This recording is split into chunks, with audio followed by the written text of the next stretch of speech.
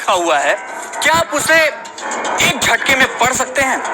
और अगर पढ़ सकते हैं तो क्या समझ भी सकते हैं कि ये रकम कितनी बड़ी है? समझना छोड़िए, क्या आप हिसाब लगा सकते हैं कि ये रकम कितनी होगी? नहीं ना। लेकिन जरा सोचिए ठाणे पुलिस का हाल, जिसके सामने ठगी की ये रकम अभी तक आई है। इस रकम में अभी और कितने जीरो जुड़ेंगे उसे भी नहीं मालूम। उसे तो बस यही पता है कि उसने एक बड़े इंटरनेशनल बोगस कॉल सेंटर का पर्दाफाश किया है। अंधेरी रात में होता था काला गेम। निशाने पर थे अमेरिकी नागरिक। देश का सबसे बड़ा बोगस कॉल सेंटर। एक नहीं, दो नहीं, 100 नहीं, 200 नहीं, पूरे 600 ठगों की फौज और उनके 9 मास्टरमाइंड।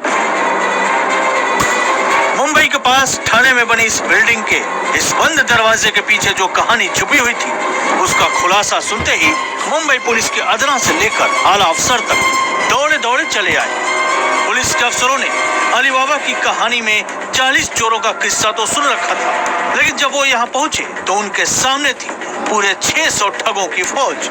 ना गुफा, ना हथियार और ना ही कोई फिल्मी घुड़सवार, मगर लूट की रकम के जिस आंकड़े का अक्स इस कांच की बिल्डिंग से झांकता पुलिस वालों को नजर आया, वो इतना बड़ा है कि बड़े से बड़ा खजाना भी इसके आगे पौना साबित हो जाए। इतनी रकम, यानी जिसे गिनने में ही जुबान लड़खड़ा जाए और अच्छा खासा आदमी गिनती भूल जाए, यानी इस आंकड़े में इतने जीरो हैं जिसके बारे में कोई सपने में भी ये रकम है 2 नील 42 खरब 92 अरब 75 करोड़ 75 लाख रुपए। ये रकम इतनी है कि दुनिया के कई मुल्कों का पूरे साल का सारा खर्च भी कम पड़ जाए। और इसी रकम का हिसाब किताब सोचकर पुलिस वाले पसीने से सराबोर हो रहे थे, क्योंकि ये तो बस वो आंकड़ा है जो शुरुआती छानबीन में सामने आया, और वो भी महज 6500 अमेरिकी नागरिकों के साथ। लेकिन असल में इस बिल्डिंग और इसके साथ में लगी 2 बिल्डिंगों में चलने वाले कॉल सेंटरों के जरिए ठगी की रकम कितनी है, इसका तो अभी हिसाब किताब होना बाकी है। बस इतना समझ लीजिए कि जब पुलिस यहाँ आई तो पता चला इस बिल्डिंग से चलने वाले कॉल सेंटर की रोजाना की कमाई 1.5 करोड़ तक की थी। ऐसे में यकीनन ये आंकड़ा इस रकम में अभी न जाने और कितने जीरो बढ़ा सकता है। दरअसल सुराग की एक रोशनी से पुलिस को यहाँ का पता मिला था, और गेम कितना बड़ा था इसका अंदाजा तो पुलिस को बिल्डिंग में कदम रखने के बाद ही पता चला। कुछ अप्रेंशन नहीं था, लेकिन हमारी टीम्स को भी मालूम नहीं था कि कहाँ जा रही है हमारी टीमें। सिर्फ वरिष्ठ अधिकारियों को मालूम था। टीमों को तैयार किया गया था, रेड के लिए उन्हें बताया गया था कहीं पे जाने का है। इन्फॉर्मेशन शेयर कम से कम लोगों से की जाती है रेड से पहले, और रेड के बाद इस प्रकार की जानकारी बाकियों से शेयर की गई। इस वक्त जिन खाली कुर्सियों को आप देख रहे हैं, छापे के वक्त यहाँ भीड़ थी, ठगों की भीड़। इस प्रकार के 9 कॉल सेंटर्स चल रहे थे, तो हर एक का मास्टरमाइंड अलग अलग है। ओरिजिनल आइडिया कहाँ से आया उस तक भी हम पहुंचेंगे, लेकिन इस समय जो 9 मास्टरमाइंड कहे जा सकते हैं जो डिफरेंट 9 कॉल सेंटर्स चलाने लग रहे थे। ये 7 मंजिला इमारत न भूतिया न प्रेतों से ग्रस्त, लेकिन यहाँ खौफ बसता था। रात के अंधेरे में यहाँ घूमते हैं जीते जागते भूत, जिनका काम 7 समंदर पार बैठे अपने शिकारों को इनकम टैक्स के नाम पर डराना था और फिर उनकी तिजोरी में सेंध लगाना था। इस बिल्डिंग में बैठे लोगों ने अब तक के खुलासे के मुताबिक अमेरिका में बैठे 6500 लोगों को अपना शिकार बनाया और उनके खातों पर यहीं से बैठे बैठे सेंध लगा दी। अगर पुलिस के खुलासे पर यकीन किया जाए तो यहाँ हर मंजिल पर एक ठग कंपनी है, और ऐसी 7 कंपनियों में काम करते थे सैकड़ों लोग। ऐसी तो और इमारतों पर पुलिस ने छापा मारा। पुलिस ने कुल मिलाकर 770 लोगों को इन कंपनियों में काम करता पाया। 772 टोटल लोग थे जो वहाँ काम कर रहे थे, उसमें से 72 लोगों को जाने दिया गया है, 70 लोगों को अरेस्ट कर लिया है। अब तक की जांच में पुलिस को ये पता चला है कि 9 कंपनियों के 9 मास्टरमाइंड थे। इन्होंने ही एक साथ ये सारा खेल शुरू किया था। लोगों को ठगने के लिए शातिरों ने बाकायदा एक टीम बनाई। इस ठगी के छत्ते में कोई एग्जीक्यूटिव था, कोई टीम लीडर, और सबके पास टारगेट था। जितना बड़ा हाथ मारो उतना बड़ा इनाम। जो ज्यादा अच्छी इंग्लिश बोलता था या जो ज्यादा इस प्रकार के फ्रॉड करता था उसको इंसेंटिव और बोनस दिया जाता था पगार के अलावा भी। इस कॉल सेंटर पर पुलिस क्या पहुंची, खबर को शहर भर में फैलते देर नहीं लगी। वो लोग भी मौके पर जा पहुंचे जिनके बच्चे यहाँ ठगों की टीम में नौकरी कर रहे थे। क्या करके ज्वाइन किया था? Call centre. हालांकि पुलिस का मानना कुछ और है। बिल्कुल उनको मालूम था, वो इंटरनल रेवेन्यू सर्विस के ऑफिसर्स का फ्रॉड नाम बताकर और उसका सीरियल नंबर बताकर, ऑफिसर का बैच नंबर बताकर कॉल्स कर रहे थे। ठगी की इस जंजीर का एक सिरा 7 समंदर पार अमेरिका में भी है, लिहाजा पुलिस अब वहां की एजेंसियों से अपने तार जोड़ रही है। ठाणे की पुलिस को 7 समंदर पार बैठे शातिरों तक पहुंचना बहुत मुश्किल होगा, क्योंकि अभी तो वो इस खेल के असली खिलाड़ियों यानी फर्जीवाड़े का ब्लूप्रिंट रचने वालों तक भी नहीं पहुंच सकी है। 851 hard disk, high and servers, DVR, laptop, mobile phones और बाकी इलेक्ट्रॉनिक गैजेटरी वहां से करीब 1 करोड़ रुपए का माल हार्डवेयर वहां से जब्त किया गया है। लिस्ट बहुत लंबी है और सुरागों का जखीरा भी काफी बड़ा, लिहाजा इस ठगी के प्याज को छिलने में पुलिस को भी न सिर्फ काफी वक्त लगेगा बल्कि काफी आंसू भी बहाने पड़ेंगे।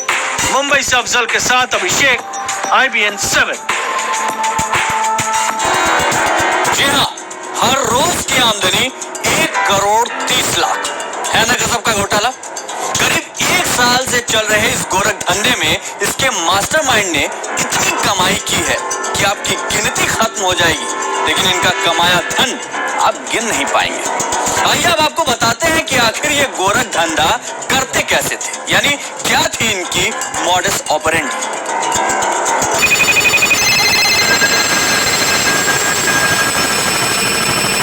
वेल ऑर्गेनाइज ये रैकेट चल रहा था। अमेरिकन नेशनल्स को कॉल किया जाता था, इनका टर्नओवर काफी ज्यादा था। सुना आपने, कमिश्नर साहब उन लोगों को चूना लगाने का जिक्र कर रहे हैं जो यहाँ से 7 समंदर पार अपने मुल्क में बैठे हुए थे, लेकिन इस बिल्डिंग में कॉल सेंटर चलाने वाले छात्रों के दिमाग से वो जरा भी दूर नहीं थी और न ही दूर थी उनकी तिजोरी और उस तिजोरी में रखी गाढ़ी कमाई। बकौल पुलिस कमिश्नर ये शातिर VOIP तकनीक के जरिए उन पेशियों को अपने निशाने पर लेते थे जिनके इनकम टैक्स मामले में कोई गड़बड़ी रह जाती थी, और फिर फरेब और धौंस का ऐसा जाल बट्टा फैलाया जाता था कि निशाने पर आया विदेशी बिना लुटे नहीं रह पाता था। कॉल सेंटर्स में से VOIP का इस्तेमाल करके अमेरिकन IRS है जो इंटरनल रेवेन्यू सर्विस के जो टोल फ्री नंबर है उनको स्पूफ करके अमेरिकन नेशनल्स को कॉल किया जाता था। उनको बोला जाता था कि उनके खिलाफ कुछ राशि बकाया निकलती है जो उनको $10,000 $8,000 कुछ भी बोला जाता था। दुनिया का कोई भी मुल्क हो, इनकम टैक्स एक ऐसा भूत है जो हर एक को डराता है। बस इस कॉल सेंटर के मास्टरमाइंड ने इसी भूत को अपनी कमाई का जरिया बनाया।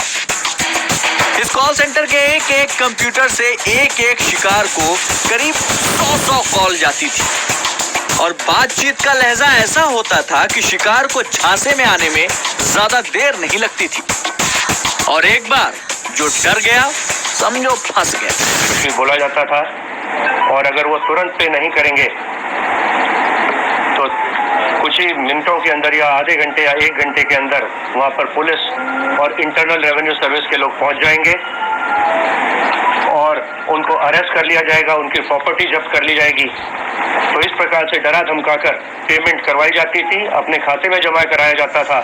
पुलिस के लिए सबसे ज्यादा चौंकाने वाला पहलू ये रहा कि इस कॉल सेंटर को चलाने के लिए मास्टरमाइंड ने बेहद शातिर चाल चली थी, और वो चाल ये थी कि उसने कॉल सेंटर में काम करने वाले नौजवानों की पूरी फौज भर्ती कर ली थी। कॉल सेंटर में अच्छी तनख्वाह का लालच केवल उन्हीं लड़के लड़कियों के लिए था जो अंग्रेजी को अंग्रेजों की स्टाइल में बोलने में माहिर थे, और ऐसे करीब 600 से ज्यादा लड़कों और लड़कियों की भर्ती की गई थी जो पिछले कई महीनों से यहाँ काम करके अमेरिकी नागरिकों को चूना लगा रहे थे। जब पुलिस ने छापा मारा तो वही लोग सबसे पहले पुलिस के हत्थे चढ़े। ऐसे 70 मेन लोगों को तो तुरंत वहां पे अरेस्ट कर लिया गया 630 और लोग हैं जो कॉल सेंटर में ऐसी कॉल्स करा करते थे, बोगस कॉल्स करते थे इम्पर्सोनेट करके। उनको नोटिस दे दिए गए हैं, वो भी हमारे आरोपी हैं।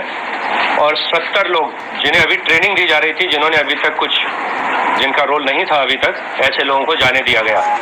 और पुलिस ये जानकर भी हैरान रह गई कि जब उसे पता चला कि इस 7 मंजिला इमारत की हर एक मंजिल पर एक अलग कॉल सेंटर और उसका अलग मालिक है।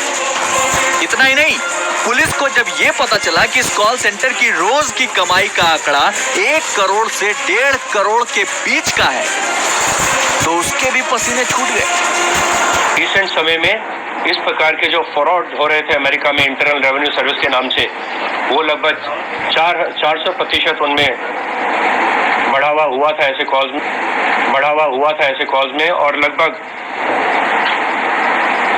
6,500 अमेरिकन नागरिकों के साथ ऐसा चीटिंग हो चुका है, और जिसमें करीब $36 मिलियन अमेरिकन सिटीजन के साथ चीटिंग हो चुकी है। पुलिस ने कॉल सेंटर चलाने वाले 9 मास्टरमाइंड तो पकड़ लिए, जबकि जिन 600 लोगों से पूछताछ की जा रही थी उन्हें फिलहाल छोड़ दिया गया है। लेकिन अभी तो पुलिस का काम शुरू हुआ है, क्योंकि न जाने इस बिल्डिंग से अभी कितने राज सामने आने बाकी हैं। अफजल